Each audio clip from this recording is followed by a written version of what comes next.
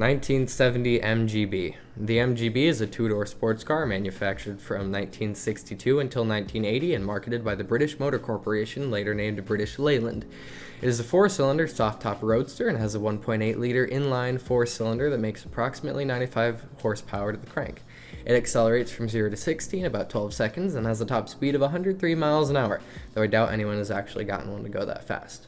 My grandmother's 2006 Kia could beat it in the quarter mile. The MGB isn't just a classic car anymore. It's the car of, hey, my dad had one of those.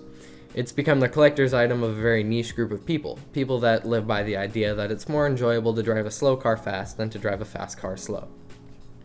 Okay, before we go any further, let me remind you, in case the statistics weren't enough, this car is incredibly slow. They were sold in a V8 variation, but that's not what this is. No, this is as basic as it can get with a running MGB. Plain and simple, it doesn't have any oomph. Yet it doesn't need it. These cars aren't made for going fast, they're made for cruising the mountain pass.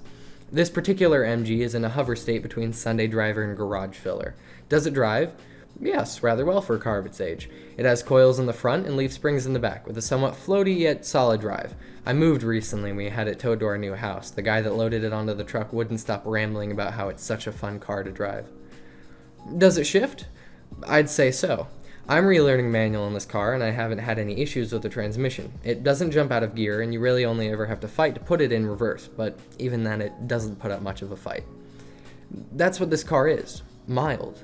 When you see one on the road, it has a sense of self-awareness. I know I can't outrun any of you, but I don't need to. I already outclass all of you. Anyways, does it stop? Yes. Yes, it does.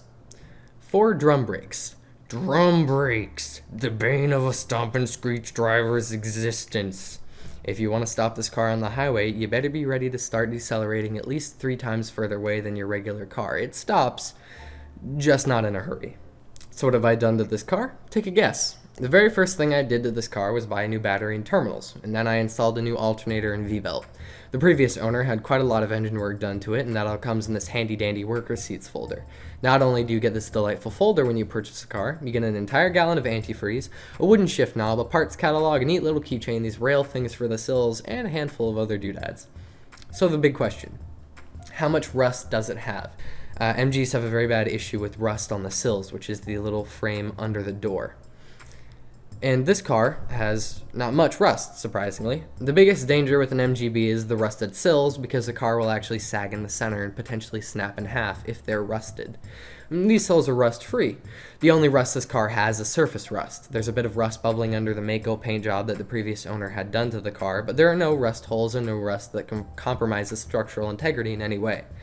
There is one big issue that I have to address though, and that's the top, or lack thereof. Somehow, and I have no possible clue how, one of the previous owners lost the entire top of the car. He didn't just lose the vinyl cover, he lost the railing too. Again, I haven't the faintest idea how he managed that.